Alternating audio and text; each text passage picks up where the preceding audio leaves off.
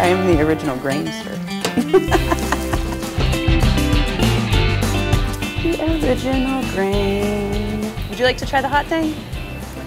This is my soy-free vegetarian burger. So it comes frozen and you cook a little patty. And you're local here? How long have you been in business? My partner and I had just bought a house, our first house, and we were about to move, and I needed to clean out the pantry. I have a cooking background, so I had cooked professionally and was teaching people what to do with fresh food. But it was really a pantry challenge, and I'd never made a vegetarian burger before. Jo had been a vegetarian for 10 years and she freaked out for it. She thought it was awesome. It was delicious, it was wonderful, and then we shared some with our friends, and then our friends started asking for it, and then our family started asking for it. So I started looking at what was available in the market, and there wasn't anything like this. In fact, I got the first US trademark for a grain burger. The first place we sold it was the Sunset Valley Farmers Market, which is so hard. That was some of the hardest work I've ever done in my entire life.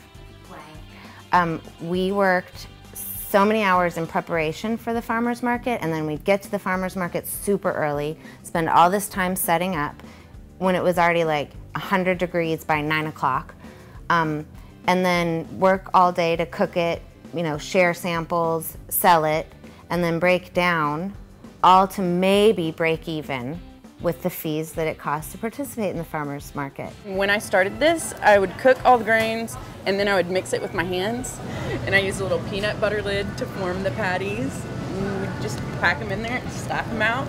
My partner and I had just adopted our son 6 months before that, so I was about to fall down. I was so tired. We just launched with H-E-B. We thought at first it was going to be 40 stores, and when I got my order 2 months before we went on the shelf, it was 124 stores. So that was a moment. And then I thought, OMG, what are we going to do? So we have been working with and still are working with a company in Colorado that has taught us how to take things from the kitchen to scale to mass production.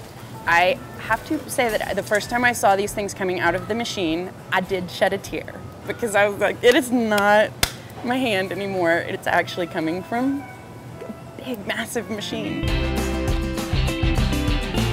I feel really excited about where the hot dang is headed as far as growth. Feasibly in February, we're going to be in 16 states, right up the middle, which is really exciting.